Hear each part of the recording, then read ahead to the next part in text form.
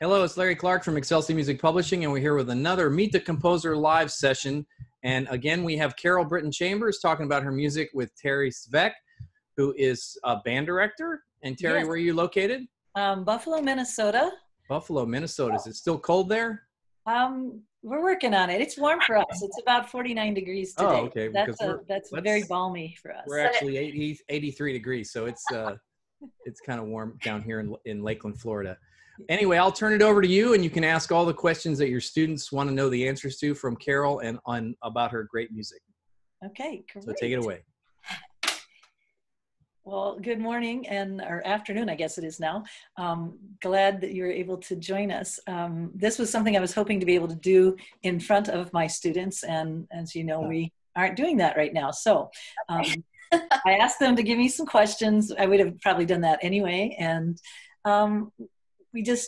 I kind of shared your bio with them, so hopefully we don't have to answer the fact that you play trumpet, but they have some questions about other instruments. So I'll just kind of go down the list, and we'll go from there.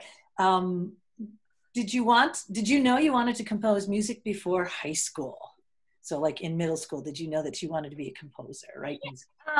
Well, not necessarily that I would do it full time or anything. I did, full disclosure, my first few little compositions I did were actually in elementary school, but that had to do with piano, through the state piano contest and things like that, because I started piano when I was really little. So I did a little bit of that then, but no, once I got into high school, I was really into my trumpet, really into performance, and I got one of my degrees in that. And later on, and I also wanted to be a band director, and I was that for a few years. And so yeah, I wasn't necessarily knew that I was going to be doing that until a little bit later. Okay. You taught middle school and high school and middle school band. Which one did you like teaching better, and why? Oh, that's a loaded one. That is, yeah. Okay. I don't know if I have a favorite, because I loved middle school because I loved teaching beginners. Honestly, they were my favorites because they were just such little sponges, and would just try anything you asked, and I love that. But I did like teaching high school too. I'm a big fan of the marching arts. I do a lot of marching band arranging as well. And so that was really neat because just the level that those students could perform and what we asked them to do on the marching field or sitting in their chairs or whatever was just always kind of mind-blowing to me. So it was really fun, just that level. And now I teach college, and I like teaching those students for different reasons even than that. So yeah, I'm not sure I have a favorite, but I liked them for different reasons. Okay. How did teaching middle school and high school impact your music career? Well, that's definitely impacted my writing career quite a bit, because I feel like I do have a pretty good handle on what students can do at different ages and at different ability levels. So, and that's always fun, writing when they're, again, just starting out, as opposed to what they can do like 4 or 5 years down the road. Okay. What made you want to get into music and eventually compose? So you talked about piano. Is it like we have an MTME, I think is what it is in Minnesota. But and some of our students have participated in that. Oh yeah, okay, sure. Well, I did come from a musical family, so I have to tell you that right from the start. So I grew up in a house full of instruments. My dad was a professional French horn player, and he was our French horn professor at our university. And my sister is also a professional musician now, and she teaches music ed, but she's a great horn player. My brother played horn. I played trumpet. My mom played the saxophone in Marching Chiefs, Larry. Anyway, yeah, so they just started us on piano lessons when we were all little, and I just grew up with music all over the house all the time. So I think that, affected a lot just what my career was. I mean, honestly, when I was in elementary, I thought I either wanted to be a teacher of just a regular, academic teacher, or I wanted to be a piano teacher, because I just adored my piano teacher. And then later, I was introduced to the whole band ensemble world and all that. So I think it's in my blood for sure. Yeah. My dad's a band director too, and also played French horn. That's interesting. Oh, wow. Small world. Yes. Unfortunately, the rest of us chose other instruments. So, Yep. um, let's see. What is your favorite part about being a composer and why? Oh, my favorite part is, I guess, the creativity. And every time I sit down to write something new, it's kind of just an open book waiting for me to start putting down whatever I've got planned or going in my head. So the creativity, and I also honestly, I do like the flexibility, how I can design my own schedule. I have a really strict schedule with myself.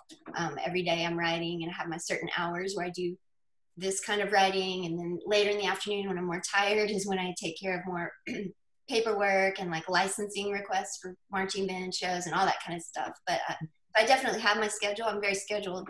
But if I need to go pick up one of my children because they're sick, for example, or something, I can have some flexibility. So I like that also. Yeah, we're discovering that now. Yes. With Yeah. our time at home. It's very different for us, I think. Yeah. Let's see. How many songs have you written in total? Oh, okay. I haven't counted exactly, but I think it's I have around 25 to 30 concert band pieces that are published now, and some that I've just now finished, and then some more I'm going to finish later this year. And then marching band arrangements of about 150 shows that I've done. Okay, I'll read all of this question. What is your favorite genre to write in? Of course, this is all band music, but do you like intense war music or maybe a soft night sky type of thing? That's a good question. I haven't been asked that one yet. Gosh, I don't know, because I do like variety in all things. People who know me will tell you that. I don't like getting stuck in a rut. So I like to mix it up. I mean, I do love writing beautiful ballad type pieces. But sometimes I think what I really like, or lately anyway, are stuff that have really neat, like sort of a nice, cool, just drum beat groove, or if I can write some kind of cool thing that, say, the low brass are going to play. So just something kind of unique like that, that has, again, I always call it a groove. I don't know, but just that makes people sort of enjoy it that way. And so some of that, like, I'm sure they've all seen the How to Train a Dragon movies and all that. So I didn't know if you guys know that John Powell is that composer. And so he's kind of equivalent to, back when I was younger, John Williams. You know, we all knew who John Williams, who wrote all the Star Wars and all that. So I'm really influenced by those composers, and I love that kind of music too. Some of it is kind of Irish, Scottish, Celtic sounding, you know, if you watch the How to Train a Dragon, and it's really all up in that, you know, the Scandinavia and all those, where the fjords are and everything. And so I just wrote a piece kind of in that same vein. But those, I love what they do on those soundtracks. So that kind of stuff is really exciting to me. Wow, they're going to think I talked to you ahead of time, because we're studying John Williams as a composer. Oh, cool. For the year. And we're playing Celtic Air and Dance #2 by, I'm going to forget, Michael Sweeney. And then a lot of our kids in Minnesota have a Scandinavian background. So yeah. that was a home run hit there, answer to questions. Well, actually, so it's funny because this one that I just wrote, and it was really kind of specifically about Norway. But I went up and it was commissioned in Iowa by a band up in there. I'm sorry, Wisconsin. Sorry, in Wisconsin. And a lot of them were telling me, students came up to me and said, "Oh, my grandparents are Norwegian, and they had a lot of Scandinavian, so I didn't realize that." But that was really cool for me to learn, actually. Yeah, apparently the geography in Minnesota and Wisconsin are very similar to that of Sweden and Norway and Finland. Then is it hard to compose music, or does music just come in your mind and you get right into making it? I mean, for me, it kind of gets in my mind pretty quickly. I kind of have things brewing in my mind all the time. I don't know if other composers feel that way. But there are times, you know, where you might get a little stuck with something, or, you know, it's not always like it just flies out of your pencil, so to speak, you know, and there has to be actually there's a great bit of logic to it, how you decide the form, and hey, am I going to start slow and then fast, or what, or is the whole thing just going to be fast for 2 minutes, or how are we going to do this? And so there's more thought like that than you think. You don't just start randomly writing down notes. You know, to me, there's a lot of thought with what the melody might be for the concept that I'm writing about, and you know, and then what kind of rhythms are going to go with that, and etc. Last of the kind of composer questions. Which piece of music that you composed is your favorite, and what inspired you to write that? Okay. Well, somebody else already asked me that, and I had to be honest. I can't just choose one, because, and as I told them, it'd be like choosing your favorite pet or having to choose your favorite child, you know, which we, of course, can't do that. But I do have some that I am more fond of. I don't know. And so one of them has to be Byzantine Dances. Isn't that the one you guys were That's playing? one we're yes. So I did have a lot of fun creating that one, and I like the way it turned out, and it seems to be that people are having fun with it. So that's one of my favorites for sure. And another one is Sun Chaser, and one of the very first ones I ever wrote, which was a slow, pretty one, is called Beautiful River. And anyway, I can't choose just one, but I do like those for sure. Okay. Do you have a least favorite song that you've written? No, I don't. Those end up in the trash can, right? Yeah, you don't ever see those. No, I'm just kidding. Yeah, some are maybe a little more simple, and so because they're meant for, you know, 0.5, they're meant for just beginners. Just can't quite have so much to it, and so maybe compared to some bigger complex things that I'm writing, maybe that's not the most interesting thing to me, but I still have reasons that I like those too, so I can't say that I dislike them. I have one more composer question, and then we'll get into Byzantine Dances, if that's okay. Yeah. If you could change the past, would you still be a composer? I mean, maybe. No, I'm just kidding. I was going to say maybe if I won the lottery or something. Yeah. No, even if I did, I would still be a composer. I'm glad that my pathway has brought me here, and that I'm getting to do this now, because it's super creative. I wouldn't change that. I love it. That's great. It's great when you find your passion and you're able to pursue it. That's part of what we talk about a lot in middle school is, you know, this is a great time to kind of try things out and figure out what your passion is. But can you talk a little bit about Byzantine Dances then? What inspired you to write that particular composition? Well, one thing that inspired me was I just hadn't written something like this yet. So I'm always kind of looking for that, an idea that maybe I haven't done yet. And by that, I meant something that sounded kind of like from a different land, you know, a different country, something like that. And I wanted it to just be real exciting. And so then as I did some more research because I'll have to tell you, I started out thinking I was going to write something about Greek dances. That's kind of what I had in my mind. And I was like, okay. And so I started watching a lot of Greek dances on YouTube and wherever I could find them. But I had this tune that just started going in my mind. And it had this little thing that I knew would stay okay for clarinets. Not, you know, if I put in a certain key where they're not popping over the break and stuff, but it had this little grace note in it. And I just kept coming back. It's like a little earworm that you just can't get rid of. And I just was like, I really like that tune, and I feel it doing this, you know. And but I was like, that doesn't sound Greek, you know. It's not Greek, because everything Greek was sort of different, and it would sort of be this tempo, and then it would have these accelerandos. That's a lot of their type of music, and I was just like, that's really not what I'm hearing. That's not really what I want to write right now. Mm-hmm. So I came back to that, and I was like, what is that? You know, and so I sort of landed on, it's more of this, you know, part of the country that's what we now call Turkey. And then it just, all the pieces of the puzzle started falling into place. And I realized the tune I had thought of did sort of fit that Byzantine mode or Byzantine scale, mm-hmm. Which I don't know if your students know what that is. We haven't gotten into that too much. We're working on our chromatic scale right now, and I thought that would lead into Yeah, So it's we have a major scale and the different minor scales, and then we'll kind yeah. of get into that. But I have to do some research on Well, that. I mean, basically, you take your like if you took C major scale, but you flat the second and you flat the sixth. Okay. So D flat in there, and you have an A flat in there. Okay, and then you have those stretched intervals after that. You know, the D flat to the E natural, the A flat, E natural, and that's what gives it that kind of what I said in the program. It's kind of the exotic sound. Cool. But just so you know, I wanted to put it in the key of B flat, but I didn't want anybody doing a flat second in the key of B flat, you know, that C flat or B natural. I didn't want low brass to have to deal with that because it's just so hard to play in tune well and everything. It is. And especially I'm writing grade 2, you know.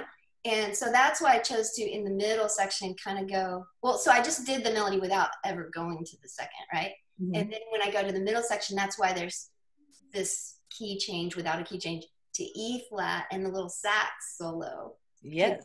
Could do the E flat and the E natural, and there's the Byzantine scale part right there. Right. And anyway, so yeah, it was that's why I wrote it. It just sort of transformed into more of this Turkish idea.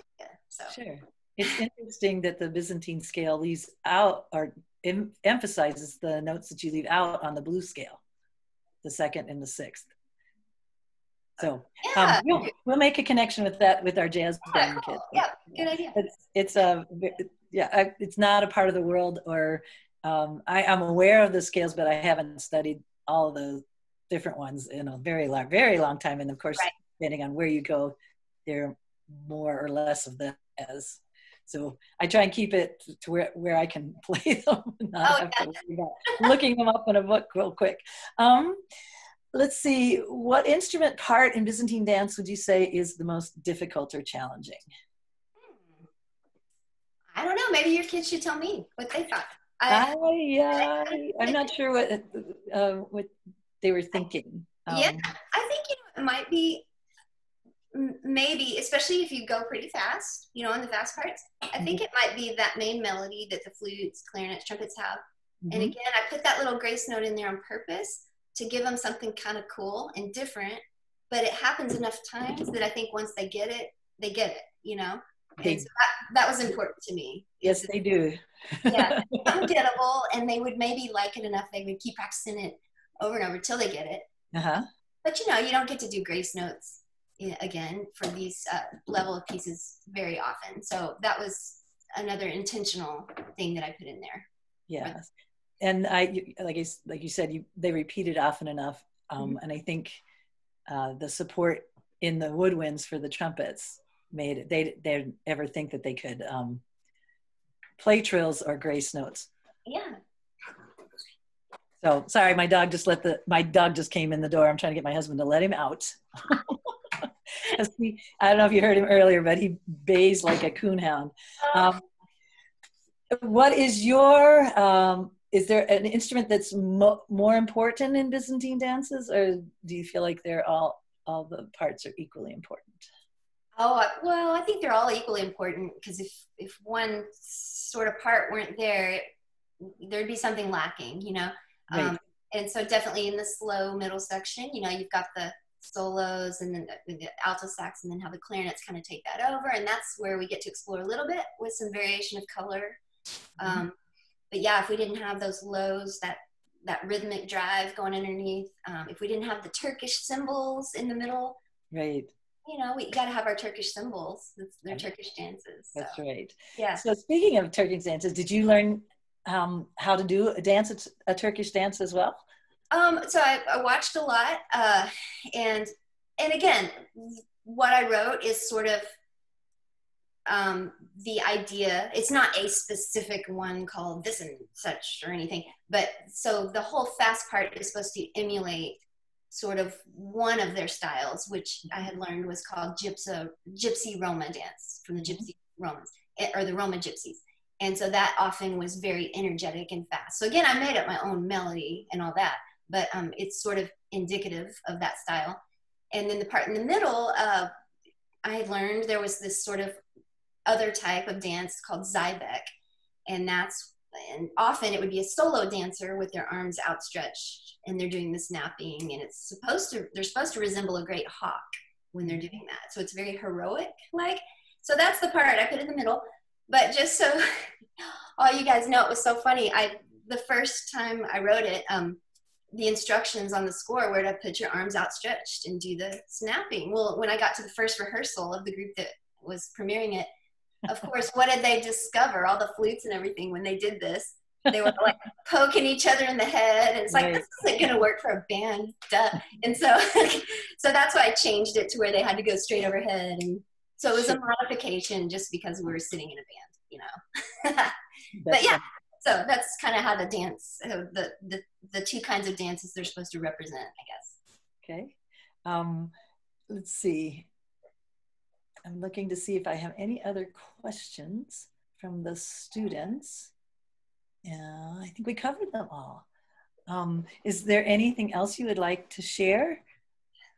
Well, no, I mean, I guess, you know, since we're talking by video and, you know, first of all, thank you for this opportunity and for sharing this kind of different thing with your students. And I guess that's what I would say to them is during this sort of unique time when we're learning things different ways is try to use this time, because you might have a little bit more extra time on your hand on certain days. Maybe you get your schoolwork done quickly or whatever. So number one, keep practicing your instrument and just find all the resources you can. There's so many resources online, and I'm sure you're providing them awesome resources as well.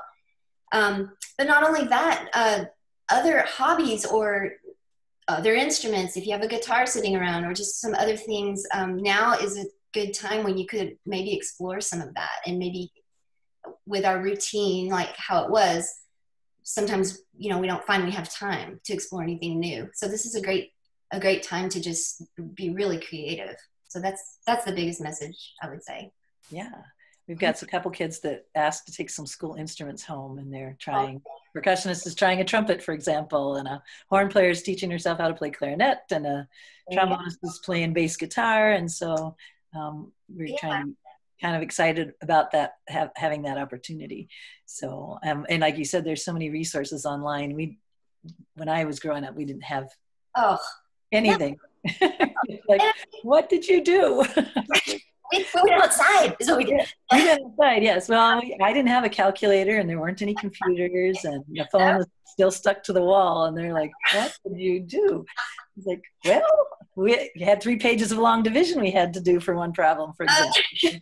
Took a little bit more time. So I'm just wondering if you have anything else in that on this. They don't really understand grade 2, so it's not like it's a second grade piece, but we don't really talk about that too much in middle school. But do you have anything else in that you're working on that's at that level, or maybe a notch or 2 higher that we could look for coming in the future? Oh yeah. So yes, there's some new stuff that just came out even through Excelsia. Mm-hmm. So that's on their website. But yeah, but some things that aren't out yet. I just finished another one of this kind of level that's in 6/8 actually. So called The Spirit of Kilkenny. So it's Irish, like, you know. Sure. Yeah, and but yeah, some of the ones Rhythmania, that's just purely kind of rhythmic and driving, and but yeah, so, and there'll be some more coming out later this fall. Well, that's great. And I want to thank Excelsia for having such a great website and putting composers out there for us to actually connect with. That's one of the big things, I think, especially, well, for me in particular, but for a lot of my students, to meet a live human that actually, you know, they exist, and they're not like some old, you know, a lot of the pictures that we see of composers are Bach and Beethoven and some frumpy old dead guys, you know. And so it's just it's great to have an opportunity to see other people, other composers, and that, you know, you're alive and you have you know, lives outside of music. And that probably be one other thing I should ask is, what are your hobbies? What else do you do besides just your music?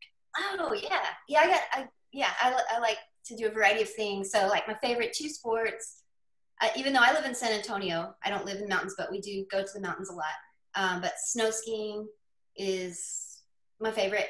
Mountain biking would be my summertime equivalent of that. Uh-huh. Golf is a close second. So I love doing that. I've got 3 children of my own. We've got some cats. And I also love gardening, getting out, especially like flowers and landscaping and plants and stuff like that. I love getting my hands in the dirt, and I can be out there for hours. It just makes me so happy. So yeah. Well, it looks like we're about to run out of time, and I want to make sure Mr. Clark has some time to edit. But again, I want to thank you so much for joining me today, and I'm looking forward to getting a link to share with my students, and hopefully that'll inspire them to work on their music at home. We just kind of took a break. It was near the end of our quarter, and next week is spring break, so we don't start our official online teaching until the 6th of April, and then we're out through May 4th. Mm-hmm. So this will be a cookie I'll dangle in front of them for a while, but I'm really excited to have them get a chance to visit with you and hear about all the things you've worked on in this piece. I'm really excited about that. Thanks. And if they ever want to email me with questions or anything, okay, they certainly can. I try and tell them that we do a brochure where they talk about the piece. They try and make a brochure in a title page, and one page has music concepts, and one has a description of the music, and one has a composer biography, and one they talk about what they think the music is about or why they like the music. And I'll send that to you, but they'll ask me questions. I said, well, why don't you just email the composer? And we can do that. Yes. Yeah, you know how to, you just Google their name, and I bet there's some contact information out there. So I know Larry's been around for a while, and this is probably new for him too. I think composers an awful lot like authors that kind of work in isolation. Yes. And you crawl out from under your rock, and say hello to the world, and it's really cool for those of us that aren't writers or composers to know that there's a live human being behind this work of art that we're looking at, and it's kind of exciting for us too. So I want to thank you for making this available to us, and wishing you good times and lots of good things to work on. I'm like I said, I'm a technology fossil, as you can see by my fumbling trying to get onto this. So I appreciate you being patient with me while I work with this. We do Google Chat a lot, so that's my level of expertise. But I understand Zoom is a great thing for online rehearsal, so we're gonna give that a whack and see how that goes. Yeah, it's a great use of the technology, and because we can record it and make these videos, it's been really fantastic. And I just want to say thanks to Carol also, and Terri, thanks for asking all the questions. And I'll have this up on YouTube. Hopefully, if YouTube cooperates today. It's been a little bit slow, but I'll have it up right, as soon as I can. I'll send you a link in the email. Great. And then it'll be available for your students and students all over the country. So thank you so much. Well, great. Thank you again, and keep well, and I hope we get a chance to meet in person sometime in the future. That would be fantastic. Take care. All right, you too. Bye-bye now.